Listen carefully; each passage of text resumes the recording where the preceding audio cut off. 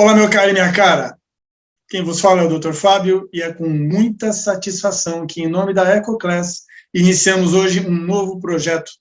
Esse canal onde conversaremos com vocês sobre saneamento, sobre tratamento de água e esgoto numa visão interdisciplinar. Abordaremos os mais variados temas e traremos para a discussão elementos da biologia, da química, das engenharias, da física.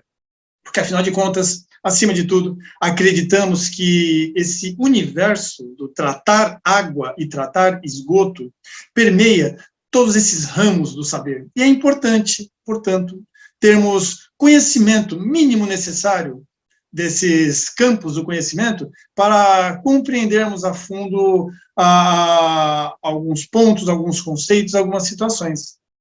E é nesse espírito que convido vocês a nos assistir, a nos seguir, a nos acompanhar, a deixar o seu comentário, a se inscrever no nosso canal e interagir conosco. Estamos fazendo isso com muito carinho, com muito cuidado para entregar a vocês um conteúdo exclusivo e novo.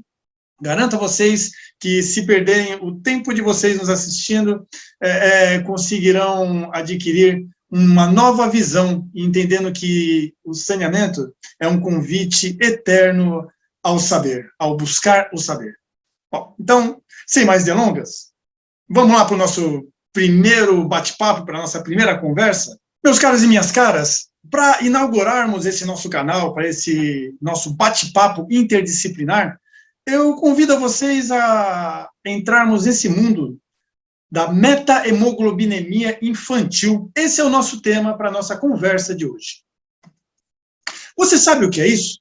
Bom, eu acredito que, se você é da área do saneamento, já deve ter ouvido falar no nome dessa meta-hemoglobinemia infantil, associada a nitrato, a questão de poluições e tudo mais.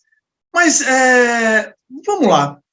Por definição clássica, a meta-hemoglobinemia infantil é uma condição clínica originada pela conversão excessiva da hemoglobina em meta-hemoglobina, a qual é incapaz de ligar-se e transportar oxigênio em função da oxidação do ferro ferroso, presente na hemoglobina, a ferro férrico, gerando cianose e podendo causar a morte.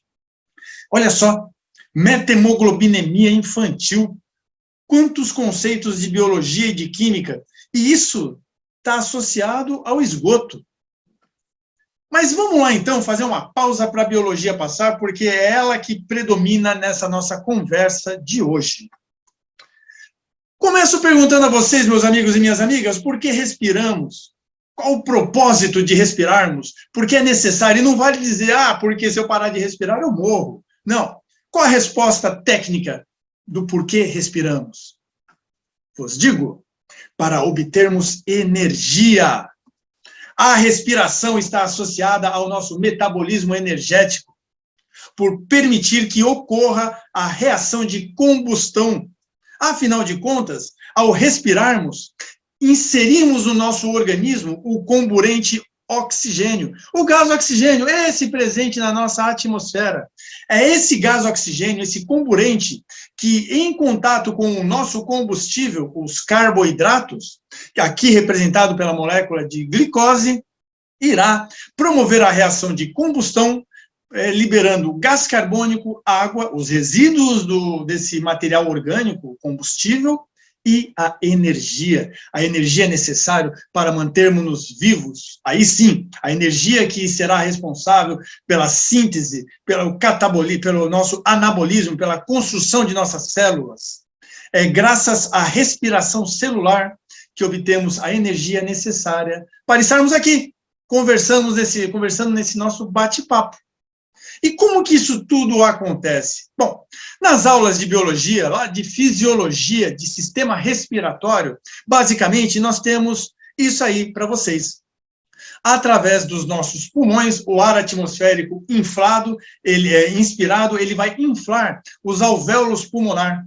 E olha só aqui, o oxigênio, ele vai ser transportado pelas hemácias, retirado do nosso pulmão, transportado pelas hemácias para os nossos órgãos, onde ocorrerá nas células, numa organela específica chamada mitocôndria, ocorrerá a respiração celular, a liberação de energia e dos resíduos. Lembram lá? Água e gás carbônico. Água, beleza.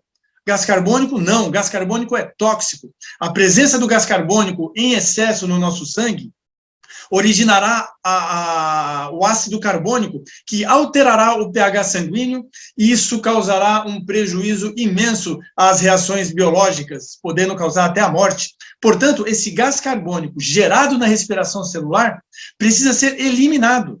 E quem fará isso para nós? Novamente, as hemácias vão pegar o gás carbônico, transportá-lo até o nosso oxigênio e lá no alvéolo pulmonar depositá-lo para que nós possamos expirar. Por isso que lá na nossa terceira, quarta série, a professora ou o professor nos dizia que inspiramos oxigênio e expiramos gás carbônico. E aqui, ó, só para vocês terem um detalhamento melhor, olha só que bacana. Nós temos um corte mostrando um alvéolo pulmonar inflado, onde o oxigênio ele vai entrar na corrente sanguínea, ligando-se às hemácias e indo para o corpo através do que chamamos de sangue arterial. Esse sangue arterial percorre o nosso organismo, vai deixando o oxigênio nas células e vai, ao mesmo tempo, pegando o resíduo gasoso, o gás carbônico, que vai transformando aos poucos, esse sangue arterial em sangue venoso, um sangue rico em gás carbônico, que volta aqui para os pulmões e, ao passar pelo alvéolo, a hemoglobina libera o gás carbônico, transformando-se novamente em um sangue arterial ao pegar o oxigênio. E assim, continuamente, nós temos a hematose gasosa, essa troca gasosa que ocorre nos alvéolos pulmonares. Logo, a nossa respiração, ela ocorre fundamentalmente graças à presença das hemácias, um dos nossos corpúsculos celulares importantíssimos para a nossa vida. As hemácias, elas possuem em sua estrutura uma proteína que, na verdade, ela é, em essência, a responsável por essa troca gasosa que comentamos, que é a hemoglobina. A hemoglobina é um pigmento vermelho que dá cor à hemácia e dá cor ao nosso sangue. A hemoglobina, ela possui 4 grupos, quer dizer, o grupo M, em 4 regiões da sua estrutura proteica, aqui circulado em azul. Esse grupo M, chamado de grupo M, ele possui um átomo de ferro, ferro ferroso, ferro mais 2. Logo, cada proteína de hemoglobina possui 4 átomos de ferro.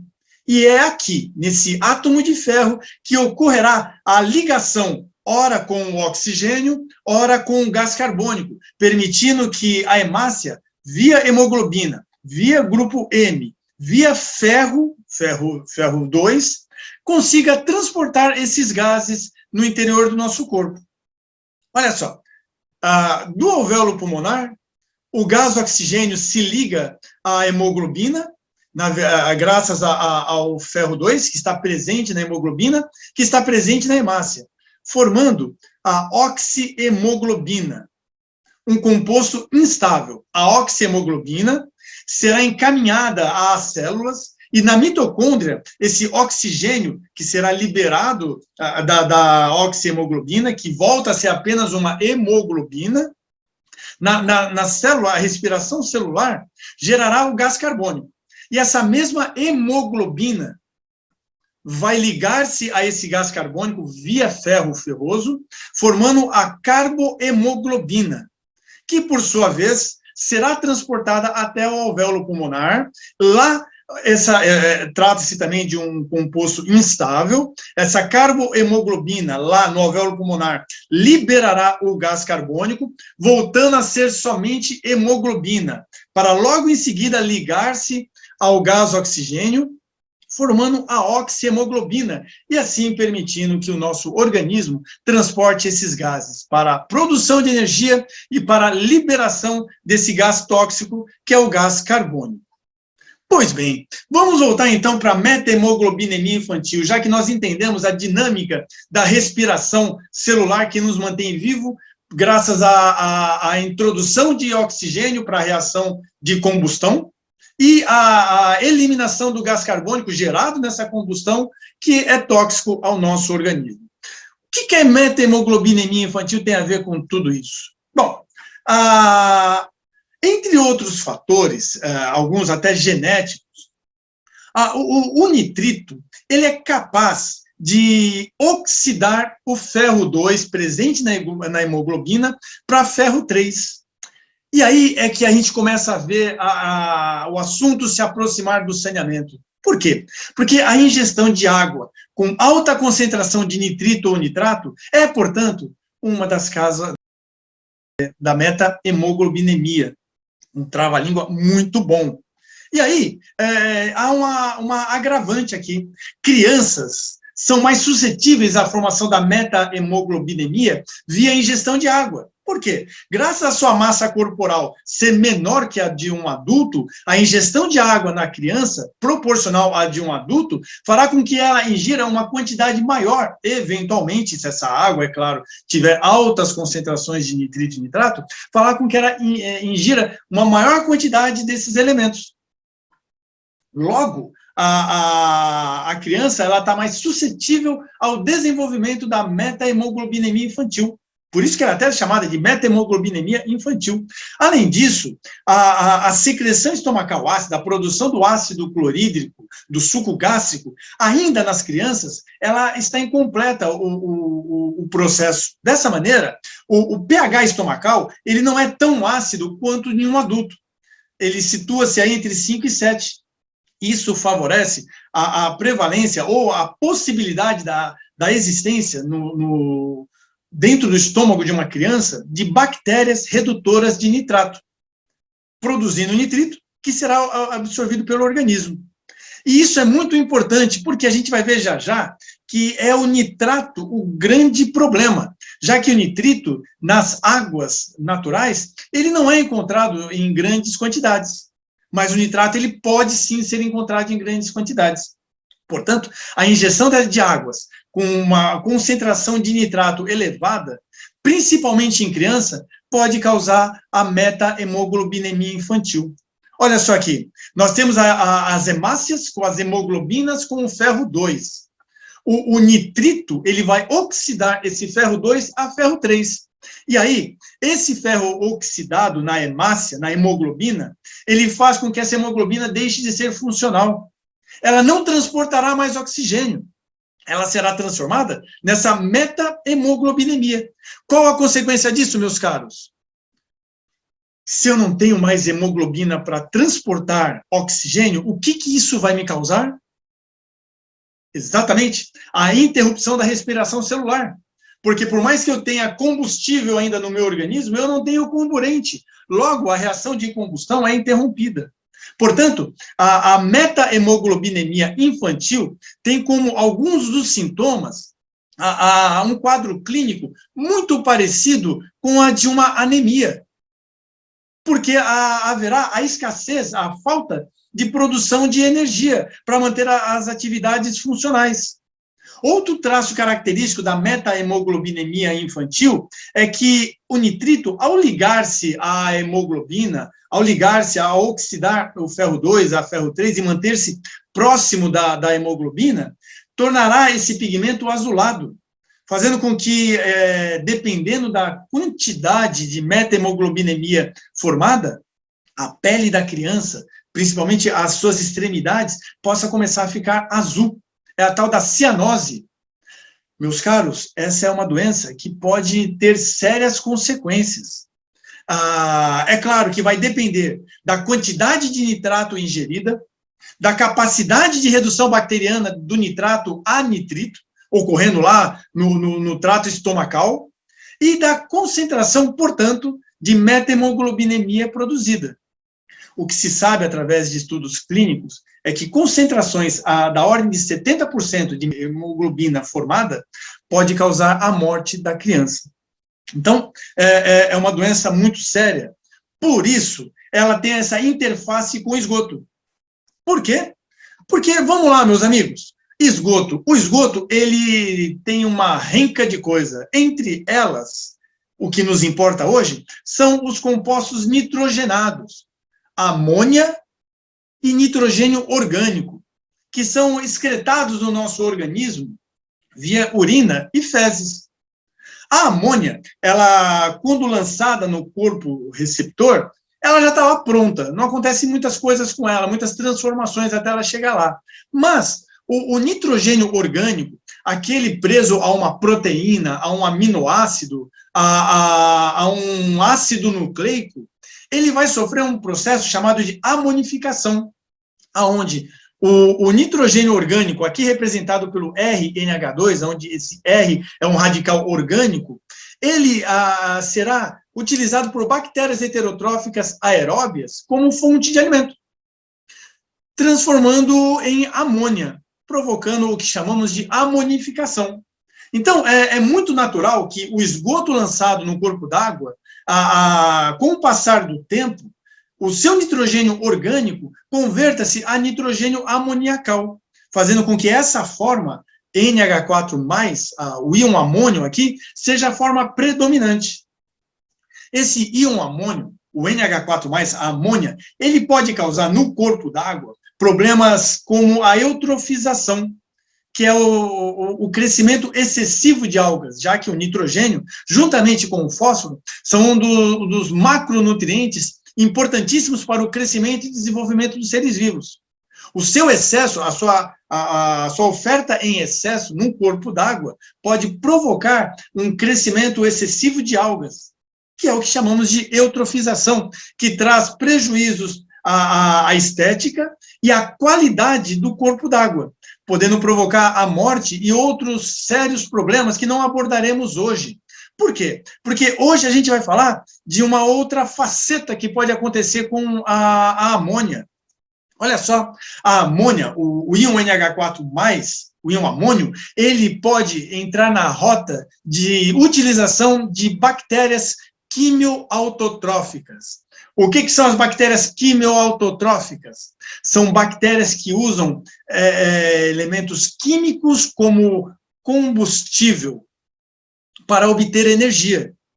Nesse caso, a amônia, ela será o combustível, será o alimento de bactérias como as nitrossomonas, bactérias aeróbias, que, olha aqui, ó, olha o comburente aqui, ó, o oxigênio.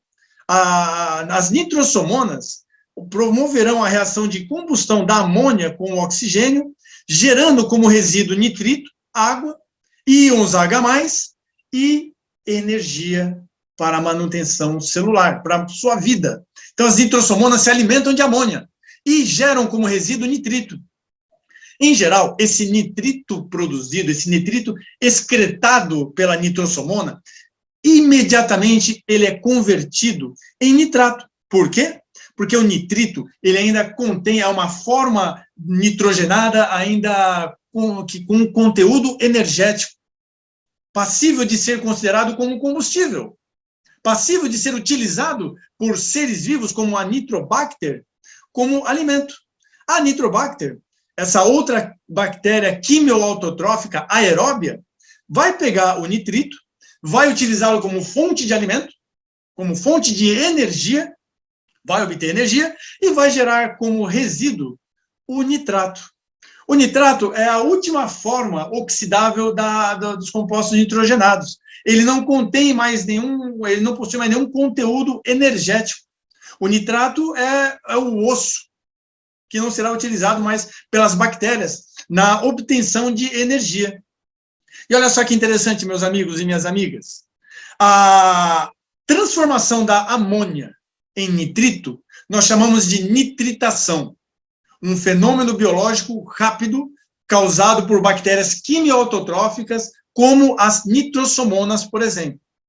A transformação do nitrito em nitrato é a chamada nitratação.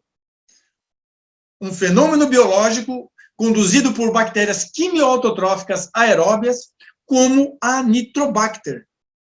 O conjunto nitritação e nitratação dá origem ao processo biológico chamado de nitrificação. Um processo muito falado nos meios de tratamento de esgoto e efluentes industriais. E olha ele aqui, ó, a amônia sendo convertida em nitrato. essa conversão da amônia em nitrato, ela ocorre nessas duas etapas, sendo que cada etapa engloba um determinado organismo, uma determinada bactéria quimioautotrófica, a nitrosomona e a nitrobacter aqui como representante dessas bactérias. Enfim, a nitrificação, isso é muito importante, eu ouço às vezes o pessoal falar, remoção de amônia. Não. A nitrificação é a conversão da amônia em nitrato. E é exatamente esse nitrato que vai começar a se acumular no corpo d'água. Vejam só, meus amigos, minhas amigas, a quantificação dos compostos nitrogenados num determinado corpo d'água ajuda-nos a entender a presença de poluição e a idade dessa poluição. Por quê? Porque quanto mais tempo esse corpo d'água recebe a carga de esgoto, maior vai ser a predominância de nitrato. Se é uma poluição recente, se é um esgotinho que está começando agora a chegar naquele corpo d'água, nós temos uma predominância ainda da amônia. Por quê? Porque essas bactérias associadas à nitrificação possuem uma taxa de crescimento muito baixa. Elas precisam de um tempinho para fazer com que a sua população cresça, se desenvolva e tenha um número que leve, que tenha condições de promover essa conversão da amônia em nitrato ao ponto de causar o acúmulo do nitrato no corpo d'água. Mas, enfim, chegamos nesse ponto que faz a interface com a meta-hemoglobinemia infantil, a geração de nitrato no corpo d'água, provocado pelo lançamento de esgoto. Mas, vejam só, meus amigos, não é só o lançamento de esgoto que pode aportar no corpo d'água nitrato. O próprio tratamento de esgoto pode fazer isso. Por quê? Porque alguns processos biológicos de tratamento de esgoto contemplam a nitrificação, a conversão da amônia em nitrato. Coloquei aqui alguns exemplos para vocês. Lodos ativados, convencional, aeração prolongada, filtro biológico percolador, o MBBR ou IFAS, o MBR. Todos esses são processos que podem permitir a conversão da amônia em nitrato. Portanto, podem lançar num corpo receptor um efluente com nitrato.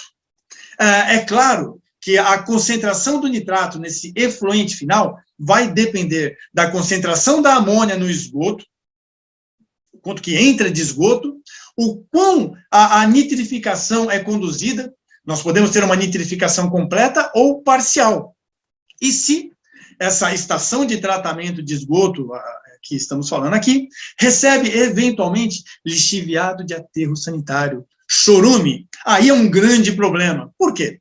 Porque o chorume, dependendo de sua procedência, de um aterro novo ou de um aterro velho, ele pode ter uma carga de nitrogênio amoniacal avassaladora, gigantesca. Enfim, eu preciso ter muito cuidado e monitorar a produção de nitrato no meu processo de tratamento. E se eu gerar muito nitrato no meu processo de tratamento? Tem alguma forma o que eu posso fazer? Aí nós estamos falando da remoção de amônia, da remoção de nitrogênio, da remoção de nitrogênio, ou seja, a nitrificação seguida de desnitrificação.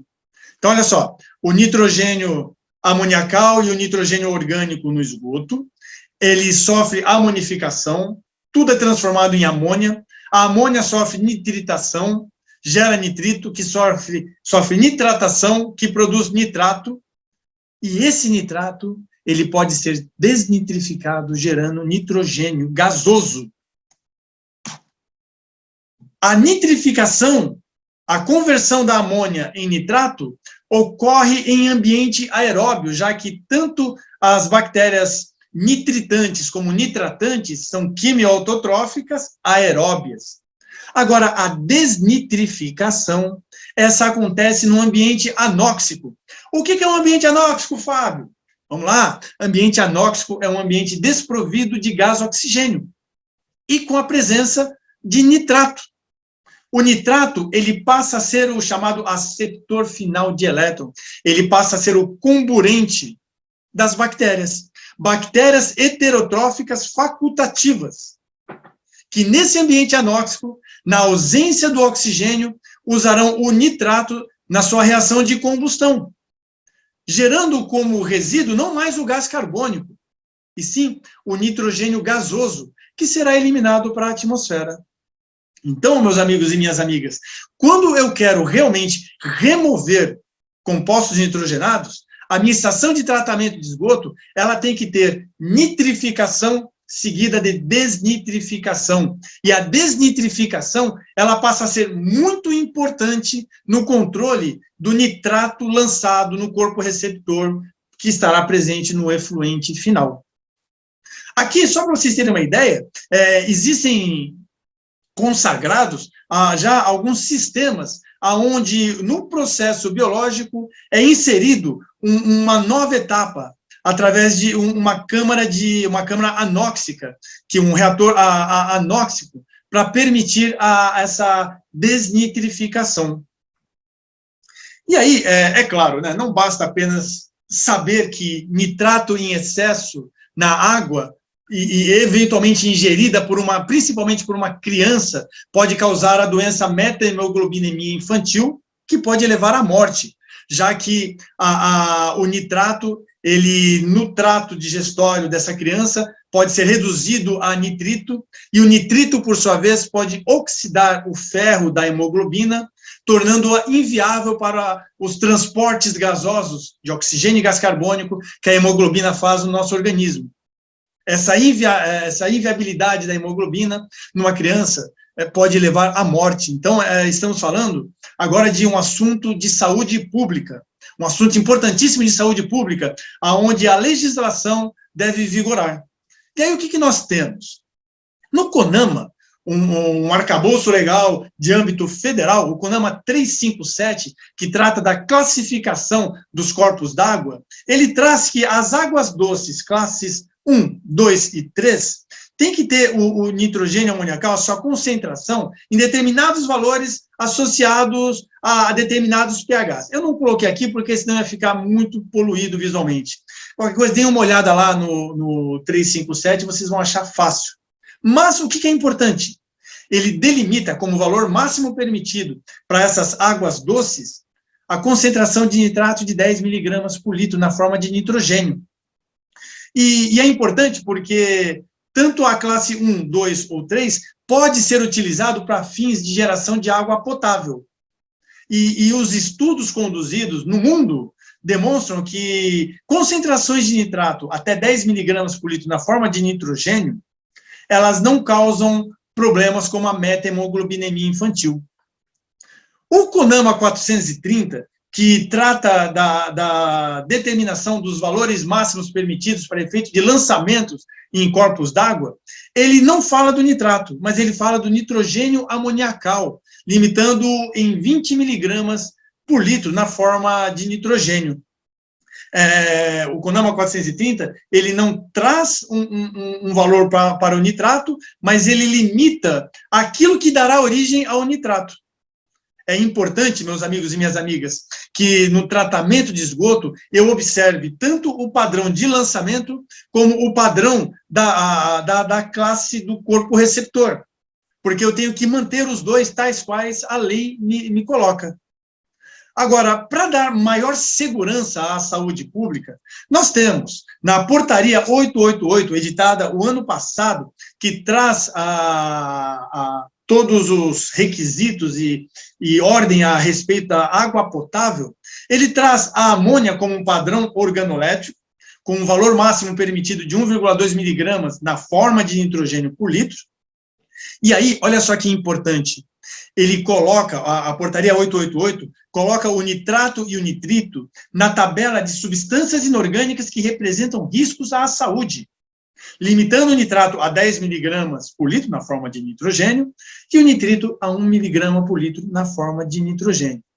Dessa maneira, meus amigos e minhas amigas, se o tratamento de esgoto ele for bem conduzido, bem monitorado, se o tratamento de água for bem conduzido e bem monitorada, nós estaremos protegendo principalmente as nossas crianças da meta-hemoglobinemia infantil. Ufa! Viram só? Quanta coisa! Pois é, meus amigos e minhas amigas, falar de esgoto é essa riqueza de informações. Eu espero que tenha ficado claro para vocês, que vocês tenham podido verificar como é importante nós termos um pezinho de conhecimento na biologia e na química para entendermos a fundo e verdadeiramente o porquê das coisas. É isso aí, meus amigos, minhas amigas. Terminamos aqui esse nosso primeiro bate-papo, onde falamos muito de biologia, onde trouxemos esse conteúdo de biologia para o tratamento de esgoto, para mostrar para vocês que realmente é interdisciplinar, é transdisciplinar, enfim, é um campo de conhecimento riquíssimo.